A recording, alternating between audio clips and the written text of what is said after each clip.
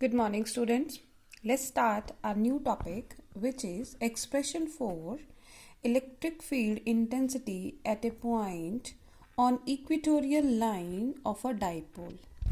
For this, we will again follow the same points to do any derivation, to do such derivation. The first step was place a unit positive charge at a point at which electric field intensity is to be determined. Now, since we have to find the field intensity at equatorial line of a dipole, let us consider the P is the point on the equatorial line of the dipole. First step is place unit positive charge at point P, right? Now, second step is find out the field intensity at point P due to charge minus Q and due to charge plus Q. Since charge minus Q and plus 1 unit positive charge are attractive in nature, so the direction of field intensity will be towards PA, right? Let us name it E1. Similarly, when we talk about the force of interaction between the charge plus Q and plus 1, it will be repulsive, so it will be along this direction. Let us name it E2, right? Now let the angle is theta, which the equatorial point P makes with the dipole.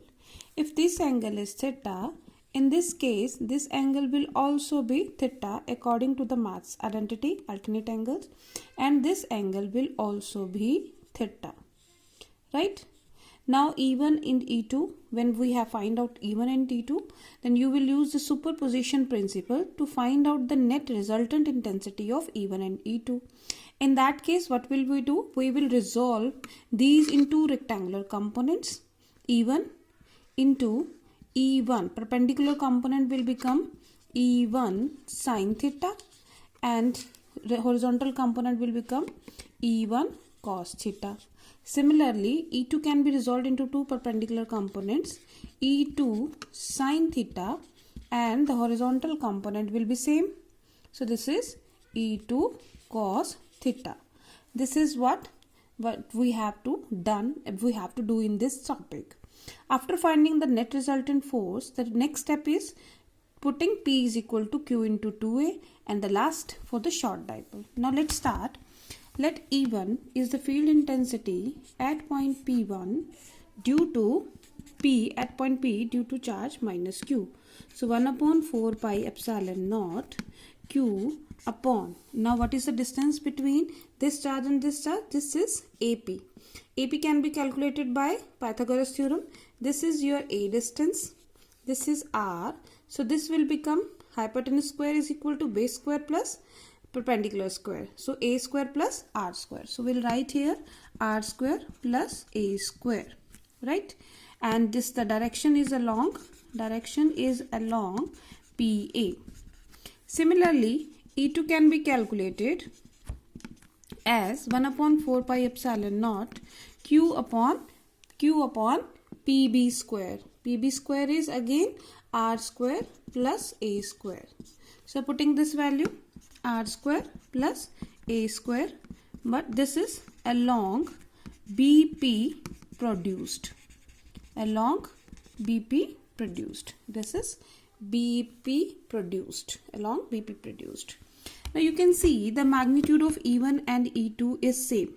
As I told you earlier, resolving this in two rectangular components, you can see that this E2 is having component E2 sin theta vertically upward and E1 has component E1 sin theta vertically downward.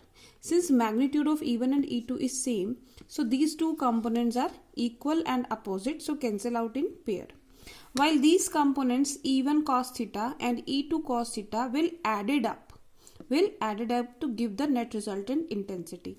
So net resultant intensity can be written as E vector is equal to E1 cos theta plus E2 cos theta, right? This can be written as, since E1 is equal to E2, magnitude of E1 is equal to E2, so we can write it as 2E1 cos theta, or 2Q upon 4 pi epsilon naught R square plus A square into cos theta. Now value of cos theta can be calculated from this triangle, which is cos theta is base upon hypotenuse. Base is A, hypotenuse is R square plus A square. So base upon hypotenuse, this is equal to 2Q into A 4 pi epsilon naught.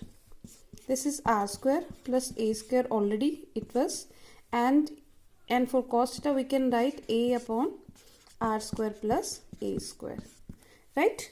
Multiplying this, we will get Q into 2A upon 4 pi epsilon naught R square plus A square square, right? Now next step is put Q into 2A is equal to P. So putting E vector magnitude is equal to P upon 4 pi epsilon naught R square plus A square whole square, right? So what we get here, till we can calculate this as E1, E2 find out, then we find out E net resultant intensity E1 cos theta plus E2 cos theta, and then putting E1 is equal to E2, we get 2 E1 cos theta. 2 E1 cos theta, that is written as 2 Q upon 4 pi epsilon naught R square plus A square into cos theta. Now cos theta is equal to A square plus R square. A square plus R square, sorry, raised to power 1 by 2, because this can be calculated by cos theta is base upon hypotenuse. Hypotenuse is what? R square plus A square ka root, right? So it becomes 1 by 2, so this becomes 3 by 2. Now next step is for the short dipole, 2A is very less than R. So ignoring A, we will get E vector is equal to P upon 4 pi epsilon naught R cube, which is the resultant value of electric field intensity at point P due to equatorial line.